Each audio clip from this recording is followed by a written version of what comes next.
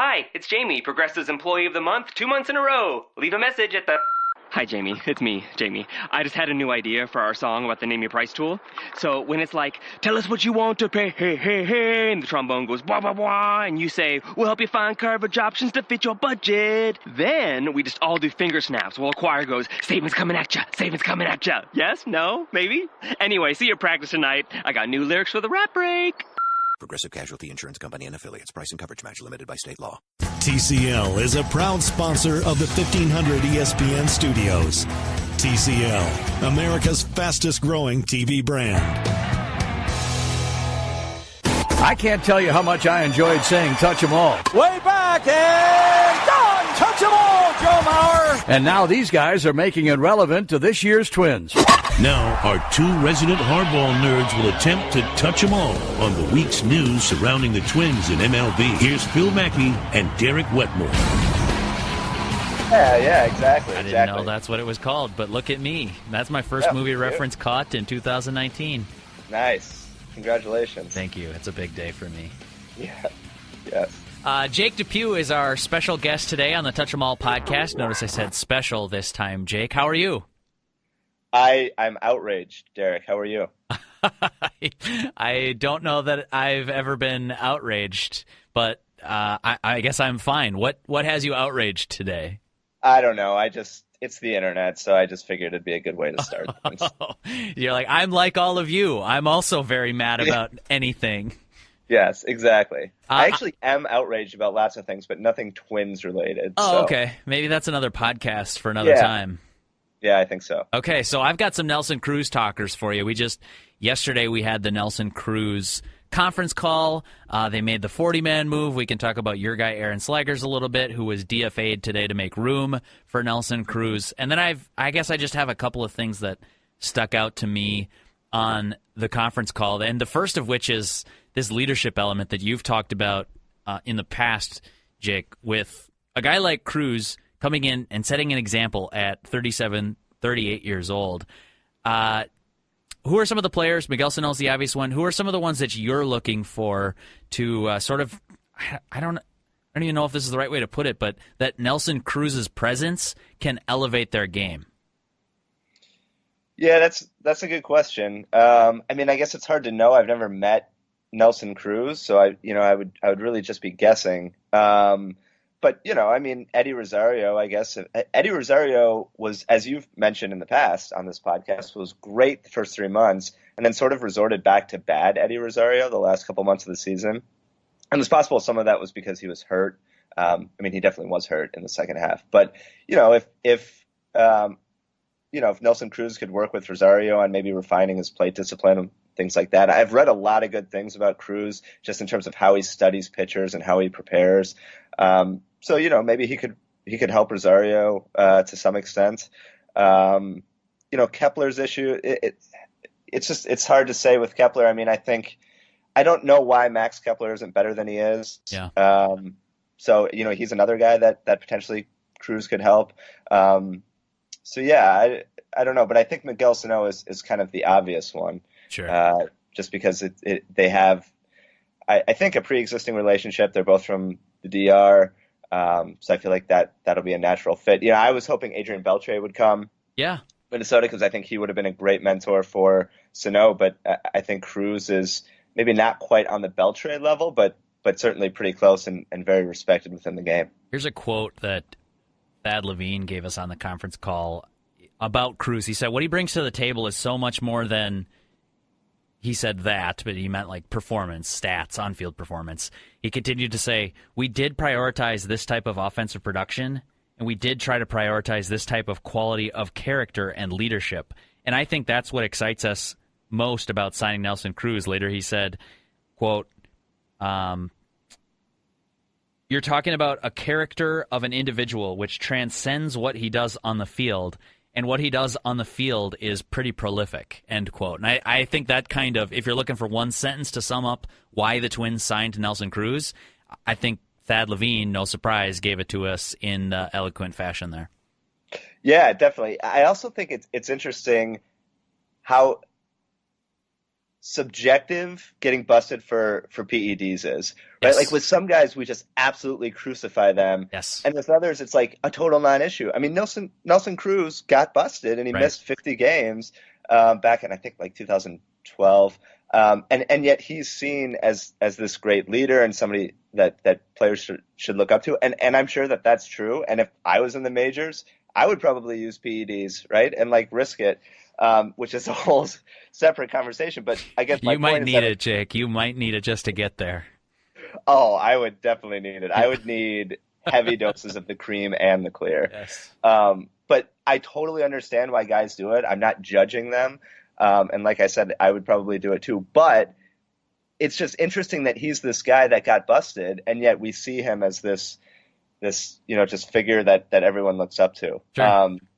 So yeah, but again, I don't doubt that it's true, and he owned up to it, which I respect a lot about him. He didn't deny it in the way that like Ryan Braun and others have done.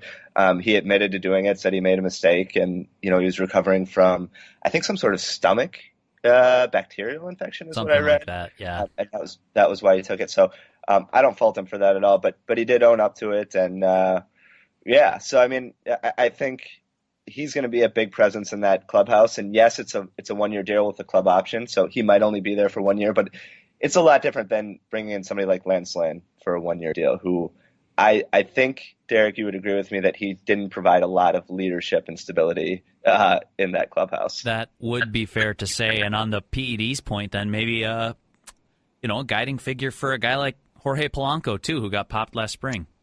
Right. Yes, exactly. Absolutely. I do think it'll be interesting. If I go to spring training, my first question to Cruz is going to be, a lot of people see you as the clubhouse leader and great player. And, I've always seen you as someone who blew the World Series and was busted for PEDs. How do you respond to that? Wow. You are bringing the fastballs. Luckily for Cruz, he's made a career of still catching up to fastballs in his late 30s. So I think he'd be able to handle that one just fine. And I think he would catch up to that one and take me deep, as I would deserve to be taken if I actually asked something like that. Sure. Yes. Well, don't forget David Freese, World Series hero. But I think... and he did not blow the World Series. That was a tough ball. Yeah. So here's the way I think about it. We are going to spend a lot of time on podcasts and in columns and in spring training preview ebooks talking about Nelson Cruz's leadership, and if he can just get, 30% more out of Miguel Sano, he's worth the money without his performance. I had somebody on my Facebook page, Jake, go so far as to say, good sign. I like the Nelson Cruz signing. It is exclusively for leadership. I'm paraphrasing a little bit, so forgive me, follower. But it was something like he's brought in for leadership. If he corrects Sano, he wins. And if he gives you anything on the field, it's gravy. And I got to push back on that because we're going to talk about this. It's on podcasts. It's a talker. It's great. And it's part of the reason, by their own admission, that the Twins leadership made this decision to pursue Nelson Cruz and ultimately outbid the Astros and the Rays to get his services. But you don't make that move if he's not also exceptionally productive on the field. So, and we can talk about aging and that kind of thing. We'll probably get into that later in this podcast, Jake. But Nelson Cruz is a productive hitter. He hit, let's see, I got his Fangraphs page up, 256 with a 342 on base last year and a 509 slugging. That's with his 37 home runs. I think that's something that's somehow getting overlooked. The Twins just signed a good hitter, a good player who, as a bonus, in my opinion, also has that good character, good leadership traits. Don't overlook the fact that they just got their cleanup hitter. Yeah, no, absolutely. He's a legitimate hitter. I mean, his last 4 years or 5 years have been exceptional, and I think he's been an all-star 4 or 5 times. But yeah, I mean, he's one of the 2 or 3 best DHs in the league, top DHs in the league for sure. Got to be on that short list. The Twins were 23rd in home runs, I think, last year, and I mean, he's hit along with Scope and Crone. I mean, those guys are going to help a lot. But Nelson Cruz is absolutely the best hitter in the lineup. So to say that he's just there to babysit Miguel Sano, and if he hits 25 bombs, then that's just icing on the cake.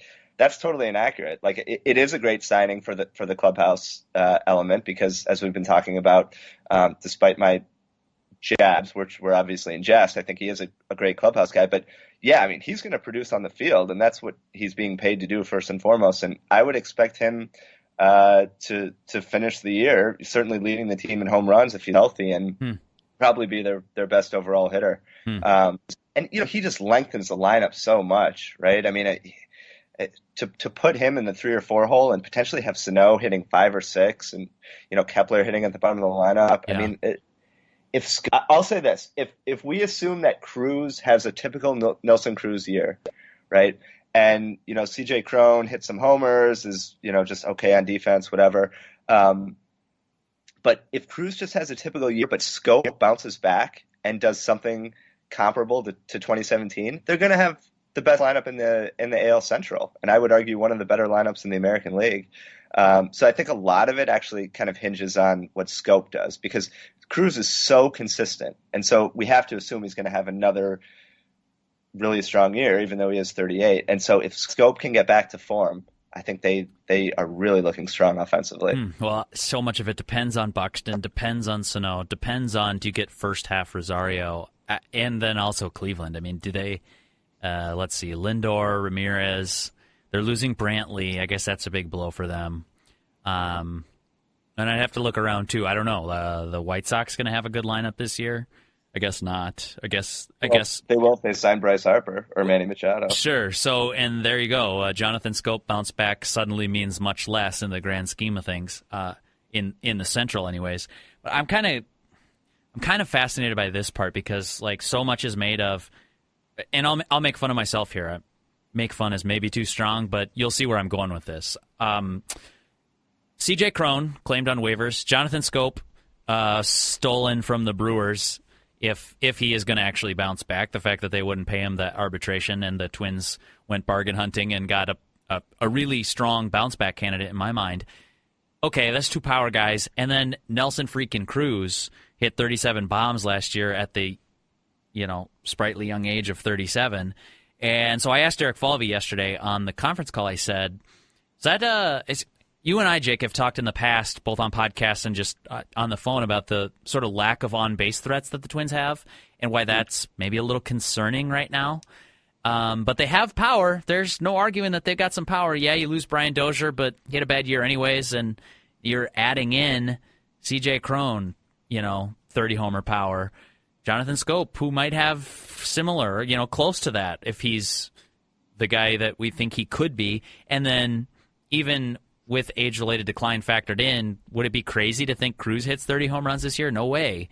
So I asked Falvey, I said, is this a concerted effort that you guys are basically just kind of hoarding power hitters? And I don't think I asked the question very eloquently. You might be surprised to hear that. But I said something along the lines of, are you strategically addressing power? And what I meant was like in lieu of on-base guys. Like, is power more important to you? Was, I guess, what I should have asked. But he said, no, you look at the positions that we had clear openings at, first base, second base, DH. Those are typically power positions. Basically, any way we went to go, I mean, I'm paraphrasing for Mr. Falvey, but any way the Twins went to go address that, they would have wound up with some power numbers in the lineup. So it wasn't like this concerted thing. But then, here's the interesting part, long way of getting to my point.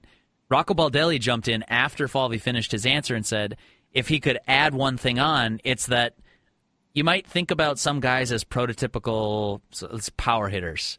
And just to use Twins examples, you might be thinking Miguel Sano of recent years. You might be thinking of Tyler Austin, guys like that. Cruz is different, Baldelli said. Cruz is a great hitter who constantly has these good at-bats, who is a complete package, offensively. He'll draw some walks, not a stunning walk rate, but last year is like 9%, 9+%.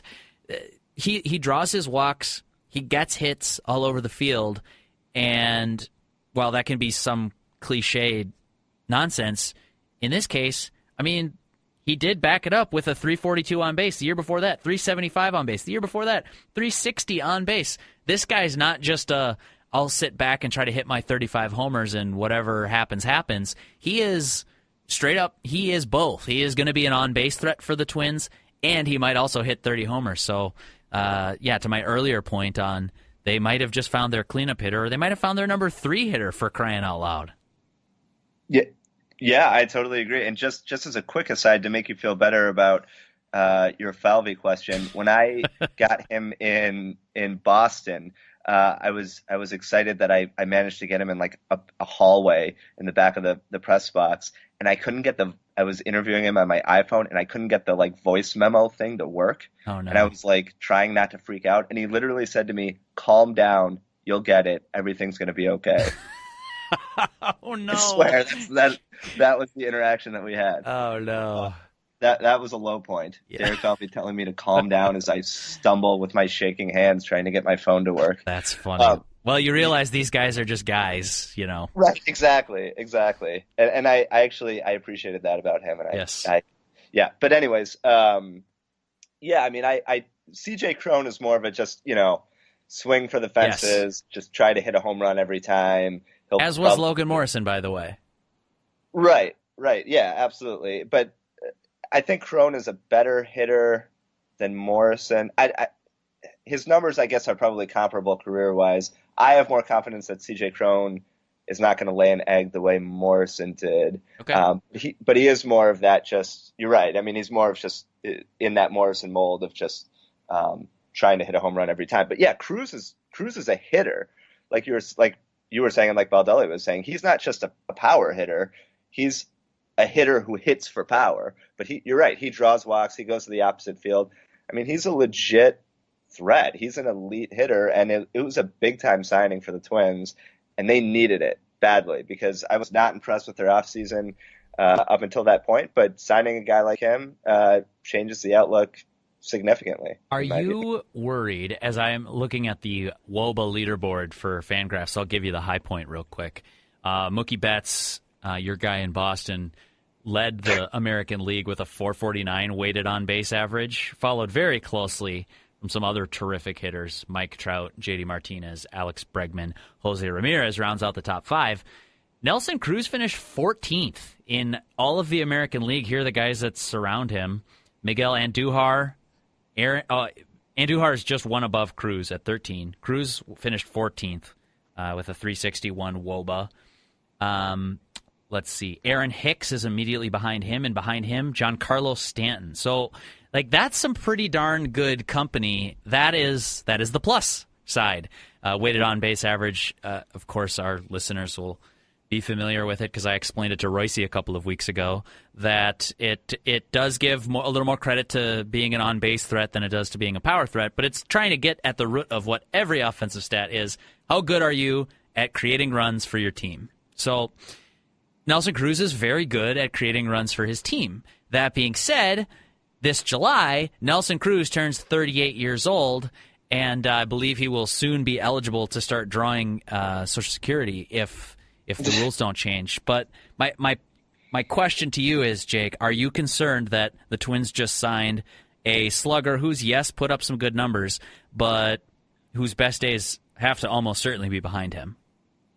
No, but I am concerned about the Social Security system in our country and where it's headed. Well, save your money, I guess. Yeah, no, of course. I mean, that's always a concern with somebody as old as Cruz. And, I think everybody just kind of keeps waiting. Like, when is the drop off the cliff going to happen? He just hasn't shown it yet. I mean, I will say his 2018, while still extremely good, was his worst year among the previous, I think, 4 or 5. But still an excellent year. So, yeah, I mean, that's always a concern. You're taking a risk when you sign a 38-year-old for sure. But I have read, some stuff about him, and he apparently is, really dedicated to being on like a strict diet and does a ton of work in the weight room. And you can tell that just by looking at his body. He's yoked. And just understands that, yes, he's ancient in terms of a Major League Baseball player, and for him to stay relevant and to keep getting paid, he needs to take care of himself, and he seems to have a really good grasp of that, and it's working. So yeah, it's a concern, but they signed him for essentially a 1-year deal. Right. So worst case scenario, he bombs kind of the way Morrison did, and they flip him. If they're out of, if he bombs, that means there's a pretty good chance they're not in contention, unless Sano and Buxton and others bounce back. But if Cruz has 12 home runs and is hitting 220 at the trade deadline, that's not a good sign for the Twins. In which case, you could flip him for some marginal prospect and whatever. Hi, it's Jamie, Progressive's Employee of the Month, 2 months in a row. Leave a message at the... Hi, Jamie. It's me, Jamie. I just had a new idea for our song about the Name Your Price tool. So when it's like, tell us what you want to pay, hey, hey, hey, and the trombone goes, blah, blah, blah, and you say, we'll help you find coverage options to fit your budget. Then we just all do finger snaps while a choir goes, savings coming at ya, savings coming at ya. Yes? No? Maybe? Anyway, see your practice tonight. I got new lyrics for the rap break. Progressive Casualty Insurance Company and Affiliates. Price and coverage match limited by state law. But I think the more likely scenario is he puts up another really good year. And, even if it's only, say, a 460 or 480 slugging instead of 530 or 540, you're then making a decision in the offseason, do we want to pick up the club option? Yeah. Rather than, just flipping him at the deadline for marginal prospects. This is a long-winded way, and I think not a very eloquent way of saying, yes, it's a concern, but his track record suggests that he probably has another year or two in him at least. Sure. And it was a smart gamble for the Twins. And if it doesn't work out, it's not the end of the world because it's a 1-year deal. Right. Well, classic deal for the Economist, Derek Falvey, which I hope catches on. I hope people just start calling him the Economist eventually.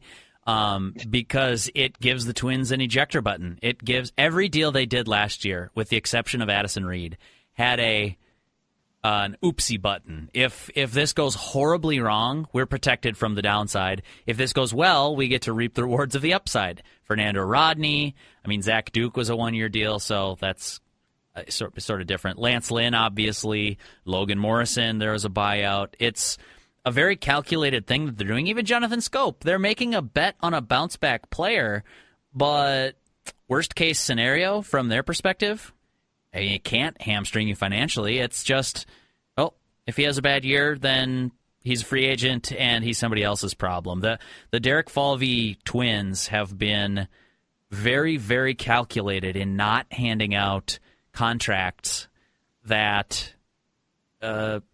preclude you from doing anything else. They just always seem to have an ejector button. Here's why that's important. I was doing a little digging on your favorite website, Jake, BREF, this morning. Yes. baseball-reference.com.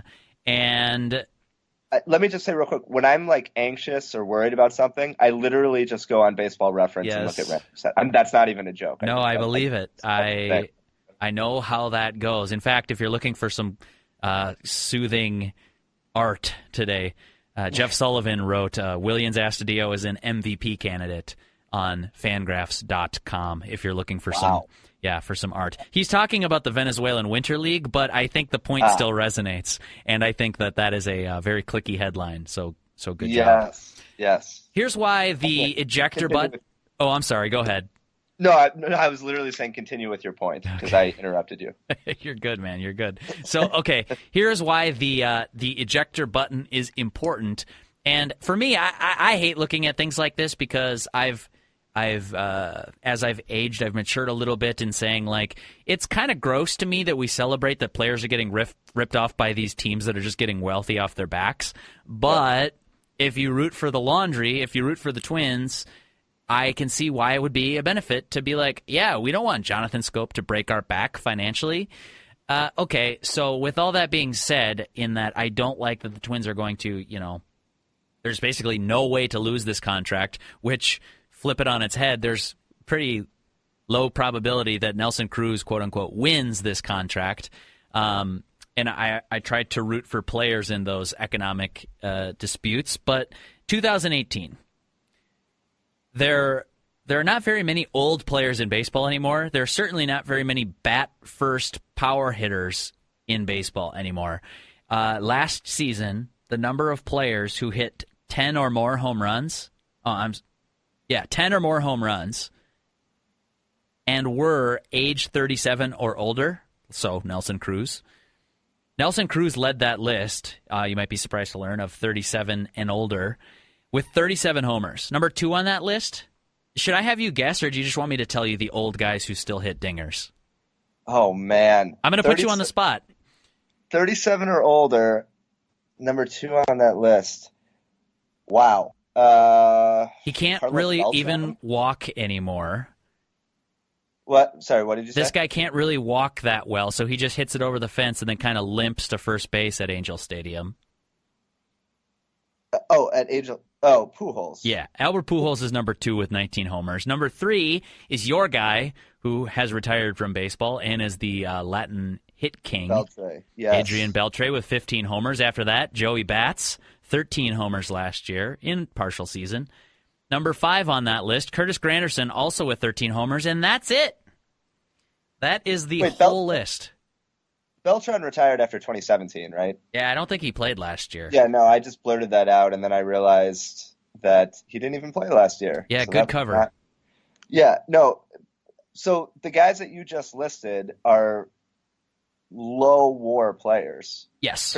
Pretty much exclusively, right? I mean, other than Cruz. How did Beltre finish last season? I don't know. Yes, Beltre was still a solid player. Yes. So you're talking about guys who are contemplating retirement every year, and Nelson Cruz, right? Basically, right. I mean, that's your list. And so I even stretched this out further just to prove the point. So just to hammer this home, 5 guys last year were 37 or older and hit at least 10 home runs. It's a very exclusive club. There are not very many members. Then I went back to 1990 on B-Ref and said, okay, so who's hit 37 home runs at the age of 37 or later? And I don't know if I want to make you guess at this list, but it does get kind of fun in how short it is. Okay, so the criteria is 37 home runs at 37 or later, and you went back to what year? 1990. So you've got all of the 90s, all of the 2000s, and really only one guy's done it in the past couple of years, and you'd know him quite well. Well, how old was Bonds when he retired? Yep, Bonds is on this list twice. Tommy? Tommy is not on this list.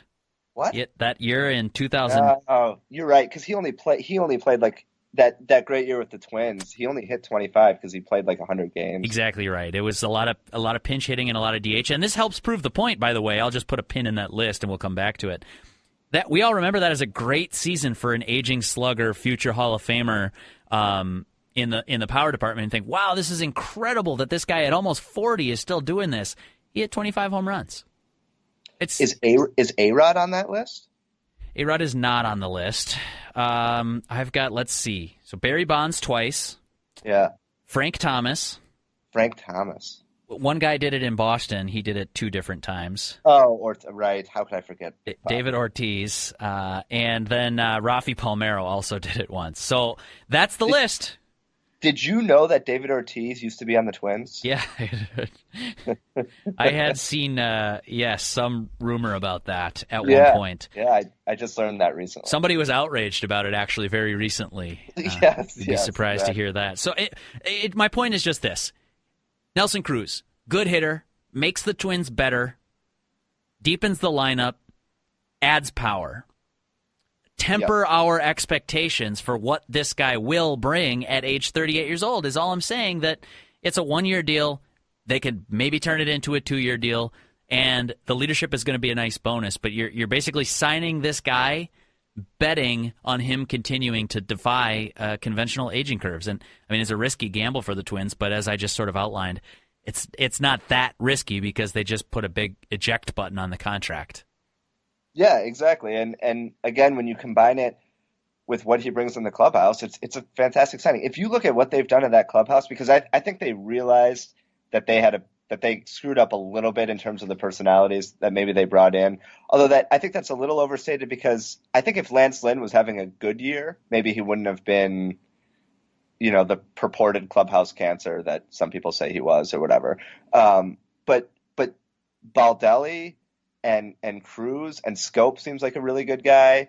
I don't know anything about Crone, but those seem like great additions to the clubhouse as well. I would be surprised if they didn't have a much better atmosphere in there, and no Dozier, being upset that he wasn't given a contract extension and all of that. Sure. So yeah, I mean, it's a great signing. I mean, how can you criticize the signing? It's a fantastic signing. He's highly productive. You're right; they're taking a gamble that he's not going to fall off a cliff. But even if he does, then he becomes sort of, to go back to Carlos Beltran, that type of figure, right? That's kind of who Beltran was in 2017 with the Astros. He wasn't that productive on the field. He was okay. He was playable, but he was like another coach, right? He was like another coach, and obviously a guy that players look up to. And so worst case scenario, Cruz is that, but it's hard to see him not being still a productive player on the field as well. Yeah, I mean, 2015 Torrey Hunter for the Twins had that same kind of impact. Two more things that I loved about the conference call, and then I do have to ask you before we jet out of here, what's next? What the Twins need to do. David Robertson agreed to a 2-year deal with the Phillies today. That takes a name off of my short checklist for the Twins. So we'll get to that in a quick second. Two more things that I loved from the conference call, or from learning more and more about Nelson Cruz. One, we had his agent, Bryce Dixon, on 1500 ESPN recently, and in that interview he talked about how Cruz is able to sort of defy these aging curves. And if you're cynical, you'll say, well, he was popped for steroids and now he's producing into his late 30s. You do the math. And I would shoot back with, yeah, but they test now, and if he got popped again, it would be, it would completely change this perception of his reputation, which he's really worked hard to rebuild. And he's even said it himself, like it's important to him to prove that that's not him, that he is more than just a slugger who took drugs and hit bombs.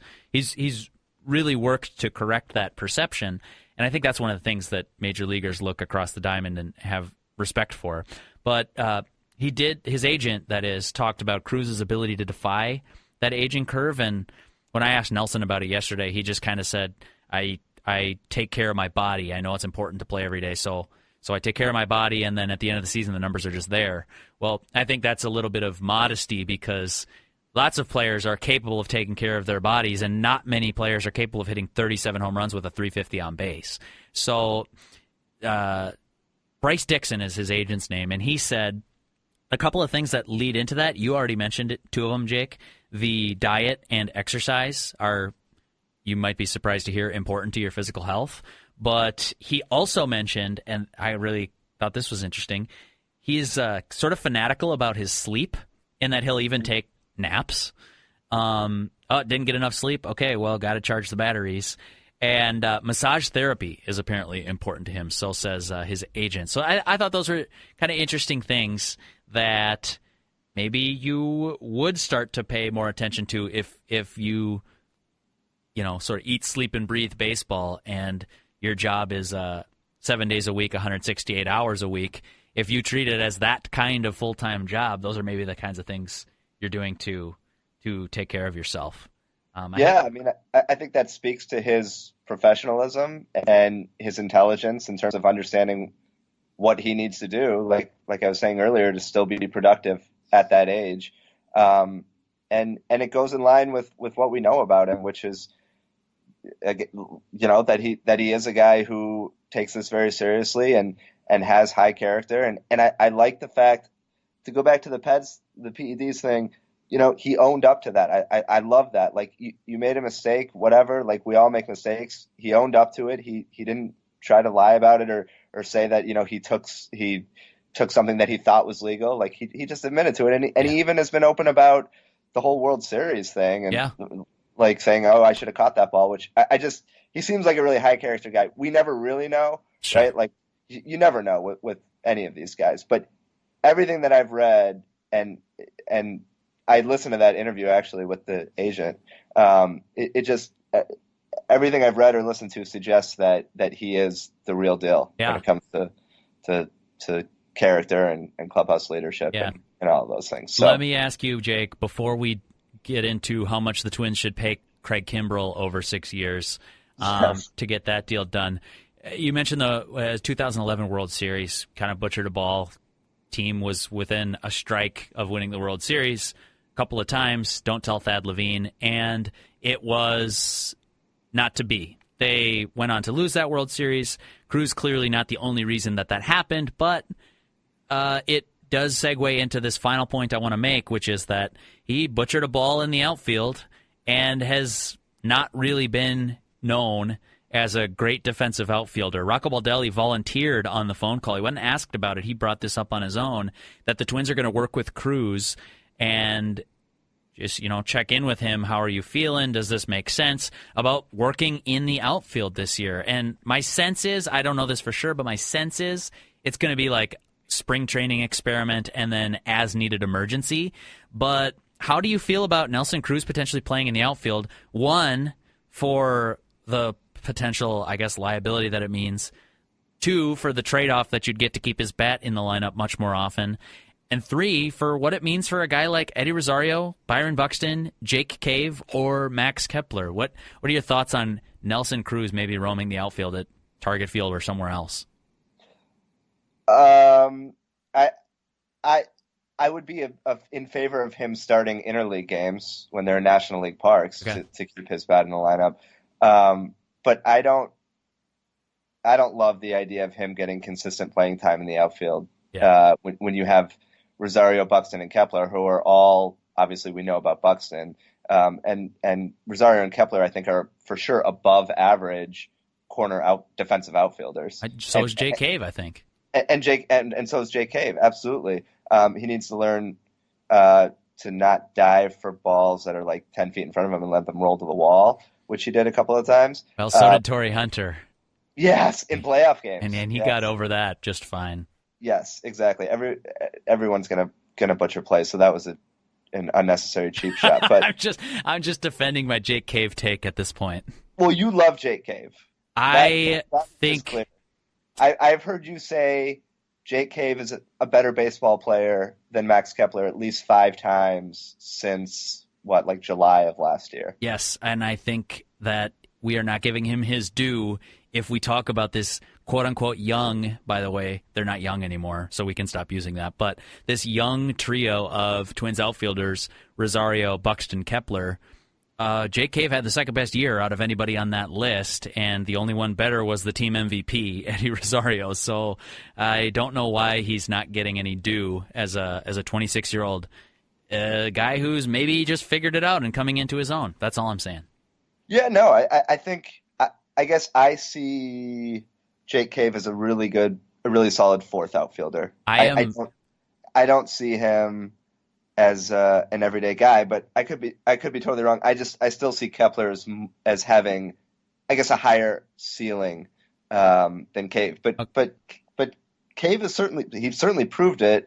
I mean, he had a really good year at AAA 2 years ago with the Yankees, which is why they picked him. The Twins traded for him. Yeah. And was outstanding last year. I would just say a lot of guys come into the big leagues and flash for a couple of months and can't necessarily sustain it. I mean, Kepler had that stretch, I think, his rookie year when he was hitting all those bombs. Yeah. He had that 3 home run game in Cleveland. And we were talking about Kepler as this future perennial all-star. Right. And he still might be that. I would just caution you to, put Cave's half season in context. Right.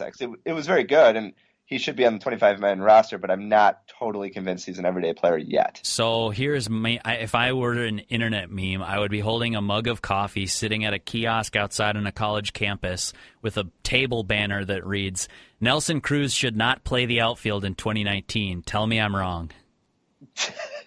I would encourage you to go to the U and just do that and see what happens. Think about it. I'll think about it. I wonder what percentage of the population would get the meta joke, but I guess we'll never know until I try it. Yeah, but to get back to Cruz in the outfield, I think Baldelli has to say that to some extent, right? Like, he's not going to sit there in the press conference and say, "Yeah, this guy's not touching a glove ever." He has to say, "Yeah, he's an option in the outfield," and I don't know. I would be surprised if he's starting games in the outfield in American League parks. Yeah. Personally. Does he have to say that, though? Couldn't he just leave it untouched? I mean, if the media is all assuming it's a DH only thing, and then he surprises us in spring training and says, no, he's got a glove, and they play him around a little bit, I think you could go that way rather than this to me sends a little bit of a message to guys like Kepler or even Rosario and Buxton or even the future Twins savior Jake Cave, and say like, hey, just so you know, this guy is going to get some plate appearances and defensive innings in the outfield. Do you want to earn your keep? You better show us that you deserve, your share of those innings as well. Maybe I'm reading too much into it, but I thought it was interesting that the manager of the team brings up unprompted sort of that this guy was going to be an option for them defensively in the outfield. I thought that was interesting.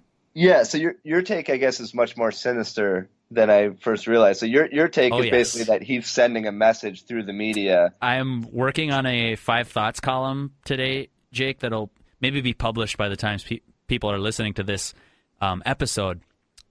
And in that column, I do suggest that the Twins should send the transcript of the interview to Max Kepler, and just to make sure that everyone is paying attention. I'm not 100% sure that those players would have been on the conference call, sort of on mute and just listening in, but I think that they should hear the words. Fair enough. And I guess I view his comments more as just deference to a really good player who's about his age, by the way. I know. He might be older than Baldelli. I'll look that up. Yeah, but I view that as just him giving respect to Cruz and not wanting to in any way make any comment that could be interpreted as being negative about his defensive abilities. We'll find out who's right. I mean, at the end of the season, we'll see if Cruz is actually playing games in the outfield in American League parks. But I would be surprised. I can't believe. I'm sorry. I can't believe that I missed this on the conference call. But Rocco Baldelli was born in 1981. Nelly Cruz born in 1980. There you go. That's crazy. That's something that the Twins didn't have last year. Yeah, I wonder if there's ever been, I'm sure there has, but a manager who is younger than one of the players on his team. Well, who were the elder statesmen on the Red Sox last year? You'd know that better than me. Pedroia's not older than Alex Cora. Yeah. That's tough. Who was the oldest guy on that team? Yeah, I don't know. I would have to think about that. But Cora's what, 37? He's in that same age. The Aaron Boone, Alex Cora, even Torey Lovello is a little bit younger. Yeah, I can't think of players that immediately jump to mind as having been older than their manager, but I'm a little surprised that I just discovered this in the midst of recording a podcast. So thank you for unearthing that. Well, I had to provide something at some point in this podcast. Jeez. But I love that about Baldelli. I think that's such a smart signing to sign these young guys who were, played with some of the players that they're managing, played against some of the players that they're managing. I think one of the knocks, and we've talked about this on past podcasts, but we're both Molitor guys, but one of the knocks against him that's legit, I think, is that he couldn't connect with young players, and that's not going to be an issue with Rocco. Yeah, or if it is, that's kind of a you problem, Right, exactly. I think we'd be remiss if we spend the whole time talking about Nelson Cruz and not get to what's next. We do only have a couple of minutes here before we got to shut this episode down. But what, in your mind, Jake, constitutes a successful offseason the rest of the way for the Twins? Whether it's internal movement, that's fine, like a trade or contract extension, or maybe, I would say more likely, just because it's easier, the path of less friction, signing some free agents to help augment the 25-man roster. What's success for the rest of the winter in your mind?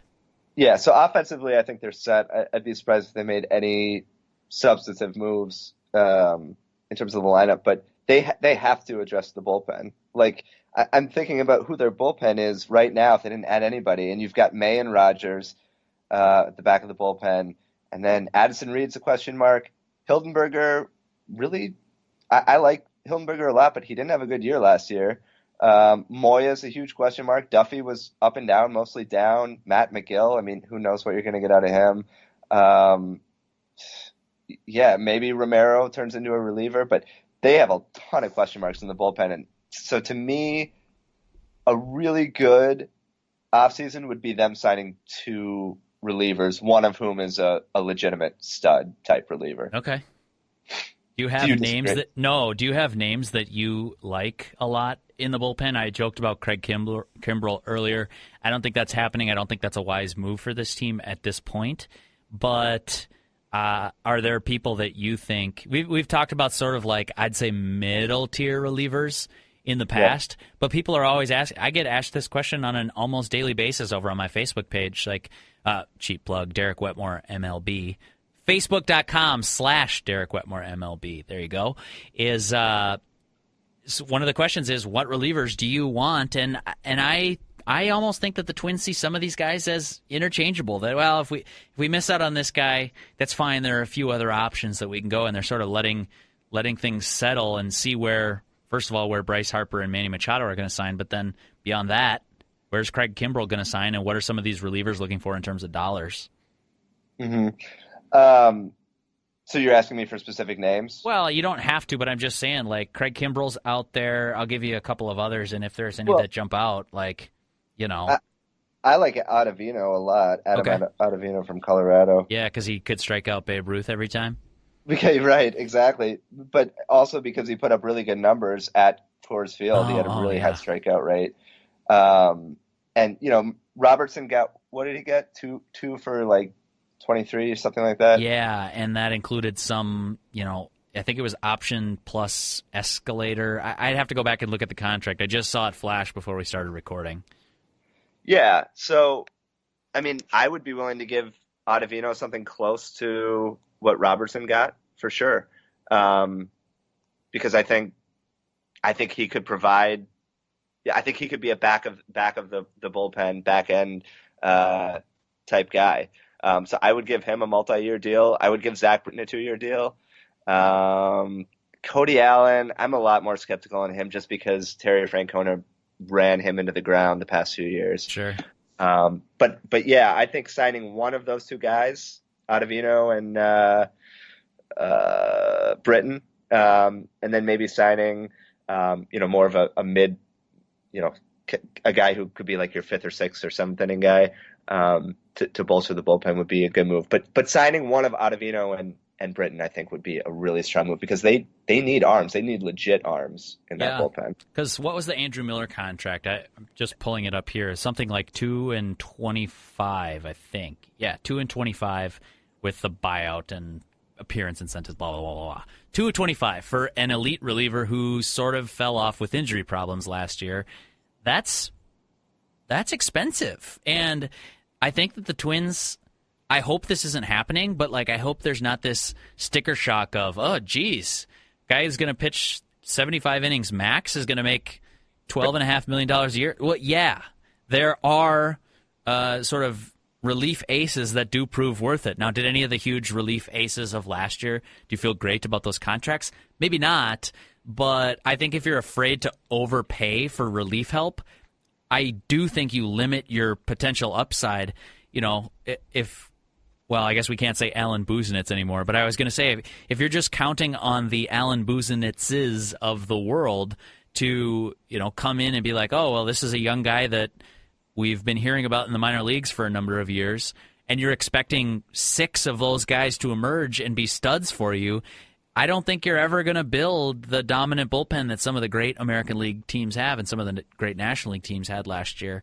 And I guess that would be my concern. So when you say you want to sign 2 relievers, at least 1 stud, I fully endorse that. If you're trying to win in 2019, it's going to take 2 more relief arms and a lot of things to go right in the starting rotation. I'm maybe not as high on getting a Dallas Keuchel as I would be 2 reliever arms even at the price that they're currently flying off the shelf for. Yeah, and we've talked about this in the past, but if you look at how the playoffs are, how teams construct their bullpens in the playoffs, I mean, starters are just significantly less important in terms of winning in the playoffs now. And so if you see yourself as a legit contender, and how can you not in the AL Central, then you need to craft a bullpen that has the ability to shut teams down starting in the 4th or 5th inning of playoff games. They don't have that right now. They do not. You are correct. And let me ask you then, this will be the parting shot probably, because I know you got to get off and get to a diner here in a couple of minutes, but I'm a big diner guy. Big diner guy. That's what they said about you. Yeah, that's what everybody says about me. There could be worse things to be said about you in front of and behind your back. So just, I guess, wear that feather in your cap proudly. I will. There's got to be something. I've got to have something, Right. You need one feather, right. and you need a cap, I think. Yes. There is this weird back and forth that some days I wake up and I think the Twins are going to go for it because they sign a Nelson Cruz. And other days I think that the Twins are playing this weird patient waiting game where they might not even finish building what you might consider their postseason roster. That construction might finish in July or in August. Are you of the mind that the Twins should start the season with that roster that they think will carry them to the postseason, or are you a wait-and-see guy? I've just heard that notion floated around enough recently between fans and in the media of, well, it's okay for the Twins to slow play it, and I don't really like that approach. I think you leave too much to chance, and if you miss the postseason, then what was the point? But would you be okay if they just went in, maybe they sign one guy, but it's like a Kelvin Herrera or whatever, something like that, not a stud, but another arm in the bullpen, and then just go with this 25-man as it's currently constructed and just see what happens up until middle of July. Are you down with that, or is that too passive for your taste? No, that's too passive for my taste because the AL Central is right there for the taking. I don't know if the Indians are going to trade Kluber or Bauer, but regardless, the Indians are a flawed team, and it's going to be a race to 88 to 90 wins in the Central, and wins in April, May, and June count just as much as in August and September. So that's such a cliche, sort of obvious thing to say, but I'm going to pull that for the highlight of the podcast. Yes, yeah, right, exactly. No, I think with the state of that division, you need to go in day one saying we need to get as many wins as possible. We're not going to wait around and see. We have a legit chance to win this division, so let's put out an opening day roster that's going to compete with Cleveland. And then if you want to add even more at the deadline because you're 2 games up or 2 games back or whatever, that's great. But no, the whole wait and see thing, I totally disagree with that approach. Again, given the climate of the AL Central. Yeah, no, I agree. And Bryce Harper won't be there in July. I'm just saying. Right. Yes. Just saying. Bryce Harper is going to look great from that right field perch. I'm gonna fly into the Twin Cities and buy opening day tickets for that little right field. What do they call it? That little out on the section plaza hangs over. The limestone overhang out in right field. The limestone overhang, yeah, just so I can stare at Bryce Harper. Yeah, so they got the Bat and Barrel bar over there, and actually topical. The Twins just announced today, Jake. This is probably what you were teeing me up for. Some renovations to the ballpark out in right field at Gate 34, where you'd come in and sit on that big, huge, weird glove and get your picture taken with the bronze TC Bear. That area of the ballpark apparently is just going to be opened up. It's going to be a cooler space this year. I saw it under construction a couple of weeks ago, and yeah, I mean they're once again the Twins are improving Target Field in an off season to make it an even better game day experience. And gosh, I wonder when my commission check is coming for peddling that information. But you mentioned standing out in right field. The way to upgrade the views and the sights and everything like that and the fan experience in right field would frankly just be to pluck Bryce Harper from the free agent bin and place him in right field. That'd do it for me. You ready for my closing line? Yes. That's all right. I'll cue it up. I'll make sure your mic's turned on for this first one, and then yes, we'll say goodbye. They've opened up the right field pavilion. Now they just need to open up the checkbook. Wow. I'm out. This has been Jake Depue. Yeah, they signed a couple of guys, but I think it leaves plenty to be desired, and we don't care how much money you spent last year. It's 2019 and beyond. And I love spending other people's money. That's right. We are good. In fact, this is the unofficial podcast of spending the Twins' money. I think I just made that up. So, anyways, Jake, it's been great catching up with you, and we'll catch you again before Fort Myers. Which, by the way, somebody asked me. They're like, "Oh, that's a couple months away, right?" Nope. No. Nope, about 5+ weeks. I haven't done the final countdown yet, but it's quickly approaching. So I know it's cold out there in Boston. I know it's cold here in the Twin Cities and Minnesota at large. But spring training, green grass, baseball, it's all coming right up. So we'll check in with you once again before that time comes. All right, sounds good. Thanks, Derek. Cool. Thanks, Jake. Hi, it's Jamie, Progressive #1, #2 employee. Leave a message at the... Hey, Jamie, it's me, Jamie. This is your daily pep talk. I know it's been rough going ever since people found out about your a cappella group, Mad Harmony, but you will bounce back. I mean, you're the guy always helping people find coverage options with the Name Your Price tool. It should be you giving me the pep talk. Now get out there, hit that high note, and take Mad Harmony all the way to nationals this year! Sorry, it's pitchy. Progressive Casualty Insurance Company and Affiliates. Price and coverage match limited by state law. Speaker Pelosi. I'm Ed Donahue with an AP News Minute. Nancy Pelosi is the next Speaker of the House. She was Speaker once before, and Pelosi got her job back after Democrats took the majority in the House. 2 months ago, the American people spoke and demanded a new dawn. They called upon the beauty of our Constitution, our system of checks and balances that protects our democracy. The House is expected to vote on a bill to end a partial government shutdown, but there is no money for President Trump wants for a border wall. Senate Majority Leader Mitch McConnell says a spending bill needs to pass some tough hurdles. Pass the House, achieve the support of at least 60 senators, and get a presidential signature. This is not complicated. That's how you make a law. Congressional leaders are expected to meet again with President Trump at the White House tomorrow to try for a resolution. The president says Democrats here are playing politics. I'm Ed Donahue.